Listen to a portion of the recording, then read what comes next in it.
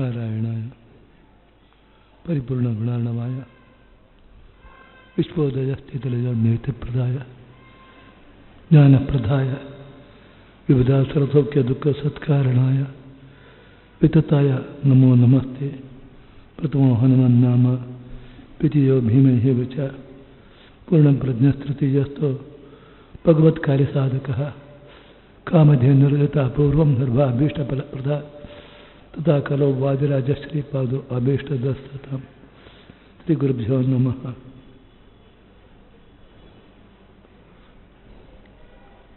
ಭಗವಂತ ಜೀವನ ಮುಖ್ಯ ಬಂಧು, ಜೀವನ ಮುಖ್ಯ ಗೆಳೆಯ. ಉಳಿದ ಬಂಧುಗಳೆಲ್ಲ ಭಗವಂತನ ಒಂದು ಸಂಕಲ್ಪದಿಂದ ನಮಗೆ ಸಹಕಾರ ನೀಡಬಹುದು. ಆ ಸಂಕಲ್ಪ ಇಲ್ಲದಿದ್ದರೆ ಅವರು ಯಾವ ಸಹಕಾರ ನೀಡಲಿಕ್ಕೂ ಆಗುತ್ತಿಲ್ಲ. ಆದ ಕಾರಣ ಭಗವಂತನೇ ನಮಗೆ ನಿರ್ನಿಮಿತ್ತಕವಾಗಿ ಬಂಧು ಎಂಬ ಅಂಶವನ್ನು ಉಪಪಾದನೆ ಮಾಡ್ತಾರೆ. ಬಂಧುಗಳ ಕಥೆ ಹಾಗೆ ನಮ್ಮ ಶರೀರದ ಅವಯವಗಳು, ಈ ಅವಯವಗಳು ಕೂಡ ದೇವರ ಒಂದು ಸಂಕಲ್ಪದಿಂದಲೇ ನಮಗೆ ಸಹಕರಿಸುತ್ತವೆ ವಿನಃ ದೇವರ ಸಂಕಲ್ಪ ಇರದಿದ್ದರೆ ಈ ಅವಯವಗಳೆಲ್ಲ ಕೈ ಕೊಡ್ತದೆ. ಹೇಳ್ತಾರೆ ವಾದಿರಾಜರು, ಅದತೋ ಮದತೋಂದಸ್ಯ ಇಕ್ವಾಂ ಬಕ್ಫಾಶುನೋ ನರ ಸಂತಾಕ್ಕಾದಂತೆ ದಂತಾಸ್ತೆ ಹಂತ ಹಂತ ಅಫಲಾಖಿವ. ನಿನ್ನ ಅಹಂಕಾರ ಇದು ವ್ಯರ್ಥ. ಯಾಕೆ? ನಿನ್ನ ಪ್ರಶಸ್ತ ದಂತಗಳು, ಸರಿಯಾಗಿರ್ತಕ್ಕ ಹಲ್ಲುಗಳು, ಅದು ನೀನು ತಿನ್ನುವಾಗ ನಿನ್ನ ನಾಲಿಗೆಯನ್ನು ಕಚ್ಚಿ ಹಾಕ್ತದೆ. ನಿನ್ನ ಒಂದು ಅವಯವ, ನಿನ್ನ ಇದರಲ್ಲಿ ಪ್ರಶಸ್ತ ಅವಯವಗಳು ನಿನ್ನ ಅಧೀನದಲ್ಲಿ ಇರುವುದಾದರೆ ನಿನ್ನ ನಾಲಿಗೆಯನ್ನು ಯಾಕೆ ಕಚ್ಚಬೇಕು?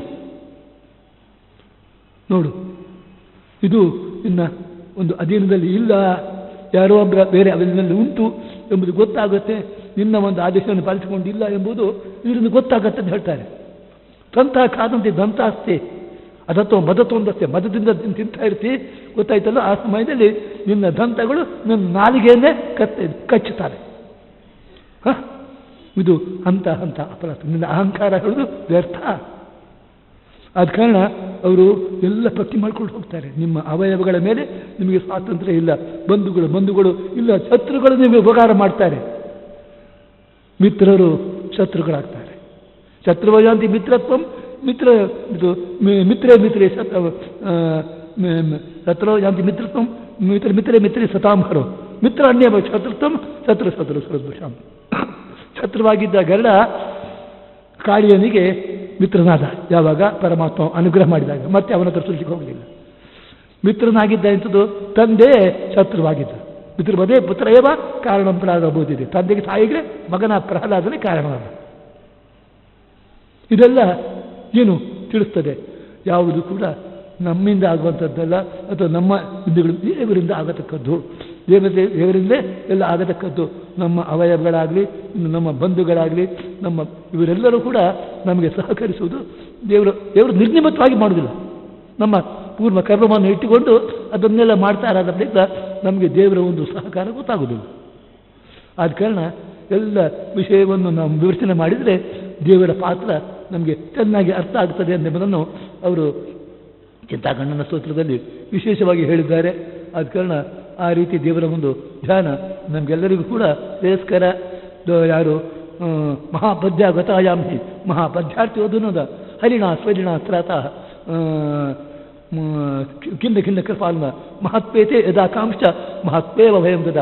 ನಾವು ಎಷ್ಟು ಹೆಚ್ಚು ದೊಡ್ಡವರಾಗ ಬಯಸ್ತೇವೋ ಆಗ ನಮಗೆ ಬರತಕ್ಕಂಥ ಯಾವುದು ಆಪತ್ತು ಕೂಡ ದೊಡ್ಡದಾಗ್ತಾ ಹೋಗ್ತಾರೆ. ಆಗ ದೇವರನ್ನು ಬೇರೆ ಬೇರೆ ರೀತಿಯಿಂದ ನಾವು ಆರಾಧನೆ ಮಾಡಿ, ಅದಕ್ಕೆ ತಕ್ಕದಾದ ರೀತಿಯಿಂದ ಆರಾಧನೆ ಮಾಡಿ ದೇವರ ಅನುಗ್ರಹ ಮಾಡಿದರೆ ಮಾತ್ರ ದೇವರು ಆ ಆಪತ್ತುಗಳನ್ನು ಪುಡಿ ಮಾಡಿ ನಮ್ಮಿಂದ ಸಾಧನೆ ಮಾಡ್ತಾರೆ. ವಿನಃ ನಾವು ಬೇಕಾದ ಹಾಗೆ ಆಯಾ ಕಾಲಕ್ಕೆ ಬೇಕಾದ ರೀತಿಯಲ್ಲಿ ಆರಾಧನೆ ಮಾಡದೇ ಇದ್ದರೆ ದೇವರ ಅನುಗ್ರಹ ಇರುವುದಿಲ್ಲ. ಆ ಆಪತ್ತುಗಳನ್ನು ದಾಟಲಿಕ್ಕೆ ಆಗುವುದಿಲ್ಲ, ನಮ್ಮಿಂದ ಸಾಧನೆ ಮಾಡಲಿಕ್ಕೆ ಆಗುವುದಿಲ್ಲ.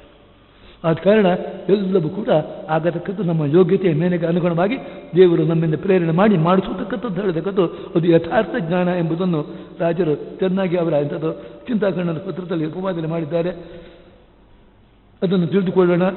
ಯಾವುದು ಕೂಡ ನಮ್ಮ ಸ್ವಾಧೀನದಲ್ಲಿ, ಯಾವುದು ನಮ್ಮ ಇದಾಗಲಿ, ದೇಹವಾಗಲಿ, ನಮ್ಮ ಬಂಧುಗಳಾಗಲಿ, ಯಾವುದು ನಮ್ಮ ಮನೆ ಇತ್ಯಾದಿಗಳು ಯಾವುದೂ ಕೂಡ ನಮ್ಮ ಸ್ವಾಧೀನದಲ್ಲಿ ಇಲ್ಲ ಅಂತ ಹೇಳುವುದನ್ನು ನಾವು ಚೆನ್ನಾಗಿ ಗಮನಿಸೋಣ ಎಂಬ ಅಂಶವನ್ನು ಹೇಳಿ 2 ದಿನ ಪ್ರವಚನ ಮಾಡಿದ್ದಾರೆ. ಅವರಿಗೆ ದೇವರು ಒಳ್ಳೆಯದು ಮಾಡಿ ಹೇಳಿ ಆ ರೀತಿ ಮಂತ್ರಾಕ್ಷರ ಮಾತಾಡ್ತೇನೆ.